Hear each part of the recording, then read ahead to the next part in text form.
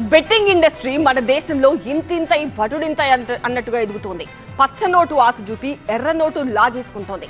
సెలబ్రిటీలకు currency నోట్లను ఎరగావేసి కోట్లు దండుకుంటూ అమాయకులను పుట్టనబెట్టుకుంటోంది. ఎంతో మంది చావులపై కోట్లకు ఎదుగుతున్న బెట్టింగ్ దందాను అరికట్టేది ఎలా? ఏం చేస్తే బెట్టింగ్ గేమింగ్ యాప్స్ కు అడ్డుకట్ట పడుతుంది?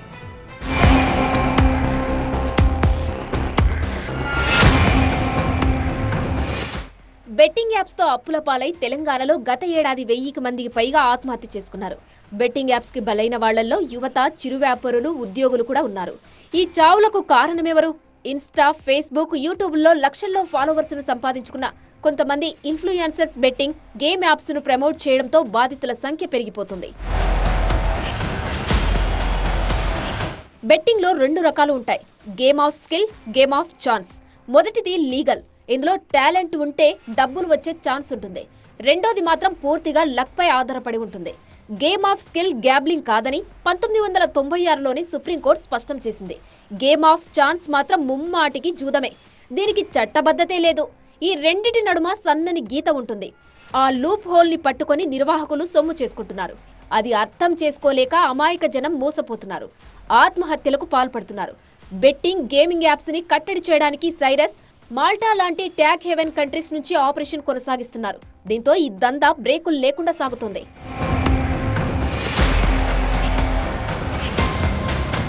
గతంలో యూట్యూబర్లు అంటే ట్రావెల్, హెల్త్, షార్ట్ ఫిలిం, వంటలకు ఉపయోగపడే వీడియోలు చేసేవాళ్ళు. అలాంటి వీడియోల మధ్యలో ప్లే అయిన యాడ్స్ ద్వారా వారికి గూగుల్ డబ్బు చెల్లించేది. ప్రస్తుతం సైబర్ నేరగాళ్ల దృష్టి ఆ వీడియోలు చేసే వాళ్లపై పడింది.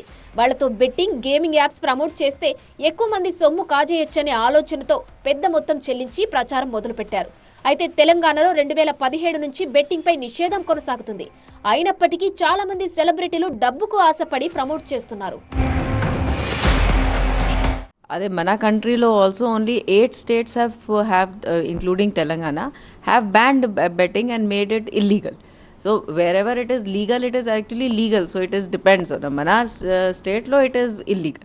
మన దేశంలో 10 లక్షల కోట్ల టర్నోవర్ తో ఉంది బెట్టింగ్ ఇండస్ట్రీ. ఇందులో 80 నుంచి 90% అకౌంట్స్ క్రికెట్ సెంట్రిక్ గానే కొనసాగుతున్నాయి.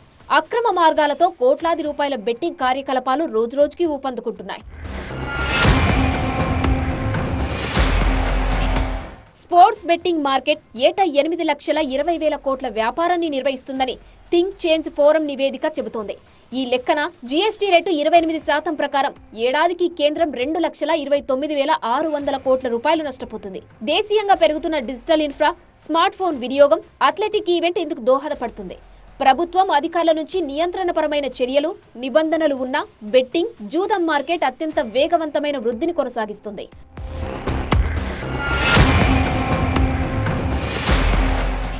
డిజిటల్ ఇండియా ఫెడరేషన్ లెక్కల ప్రకారం బెట్టింగ్ యాప్లలో డిపాజిట్లు $100 బిలియన్. ఏటా 30% డిపాజిట్ల గ్రోత్ పెరుగుతుంది. లక్షల కోట్ల నష్టాన్ని నివారించేందుకు కేంద్ర ప్రభుత్వం చట్టవిరుద్ధమైన ఆఫ్షోర్ బెట్టింగ్ కార్యకలాపాల పర్యవేక్షణకు టాస్క్ ఫోర్స్ ఏర్పాటు చేస్తే మంచిదన్న వాదనలు ఉన్నాయి.